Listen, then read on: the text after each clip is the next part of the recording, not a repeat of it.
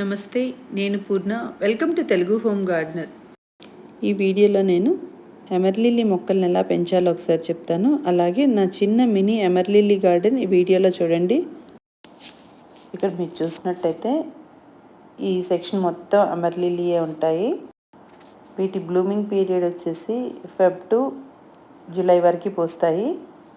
ఎక్కువగా పూసేదంటే పీక్ సమ్మర్లోనే. ఇప్పుడిప్పుడే మొక్కలన్నిటికీ మొగ్గలు స్టార్ట్ అవుతున్నాయండి. ఈ ఫ్లవర్ విచ్చుకుందంటే ఒక 3 to 4 days ఉంటుంది. ఫ్లవర్ ఏమో మందారం అంత సైజులో ఉంటుంది. మందారం పూలు పూస్తే ఒక్కరోజు ఉంటాయి, ఇవి అలా కాదు, 3 to 4 days ఫ్రెష్గా ఉంటాయండి.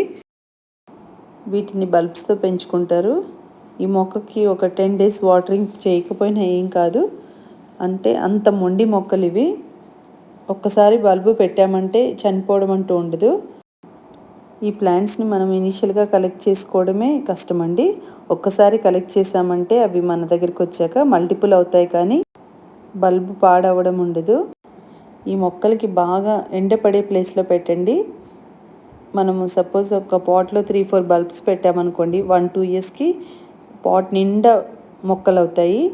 అలాంటప్పుడు మనము వాటిని రీపాట్ చేసుకోవాలి. తీసి సపరేట్ చేసుకుంటే మనకు ఫ్లవరింగ్ బాగా వస్తుంది. ఈరోజు గార్డెన్లో పూసిన ఎమర్లిల్లీ అండి ఇవి. చాలా రకాల ఎమర్లిల్లీ సేల్కి ఉన్నాయి. మీలో ఎవరికైనా ఇంట్రెస్ట్ ఉంటే కింద డిస్క్రిప్షన్లో నంబర్ ఇస్తాను, ఆ నంబర్కి మీరు మెసేజ్ చేయొచ్చు.